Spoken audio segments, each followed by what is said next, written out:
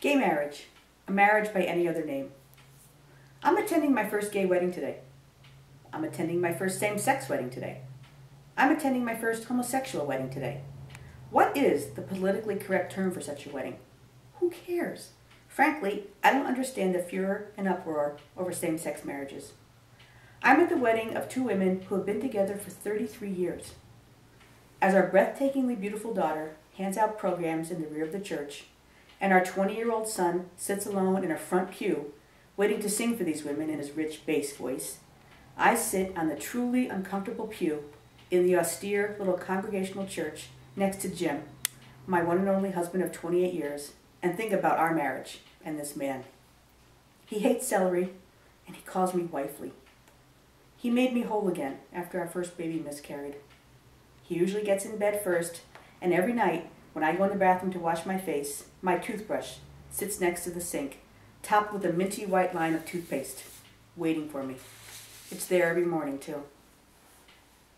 As we prepared for the impending birth of our son, who is now incredibly 6 feet 5 inches tall, our midwife gave Jim 2 jobs to fulfill during our 45-minute drive to the hospital. Keep the car warm, for it was bitterly cold that January, and get to the hospital quickly.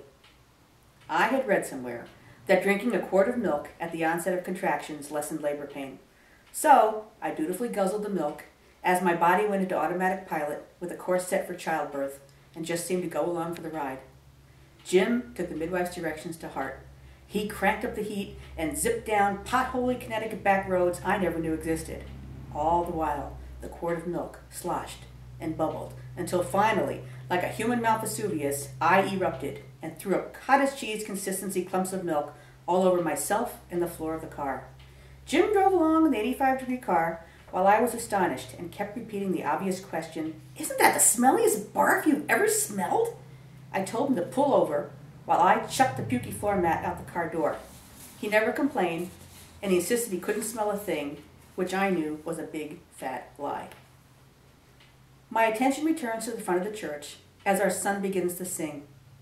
The mood changes as he smiles at the women, and the spotlight moves briefly from them to him. The women, one a social worker and the other a successful businesswoman, prepare to exchange their vows.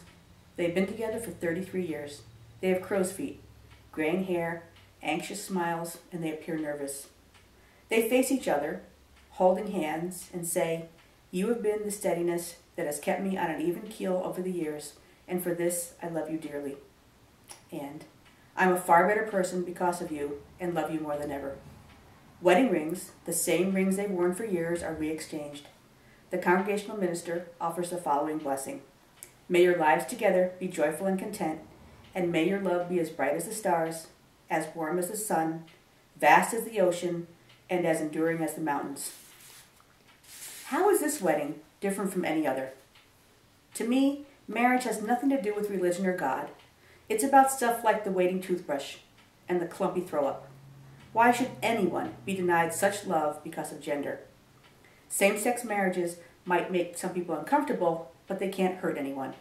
Are people afraid that gay marriage will encourage people to be gay in the same way that hanging around tall people will make you tall?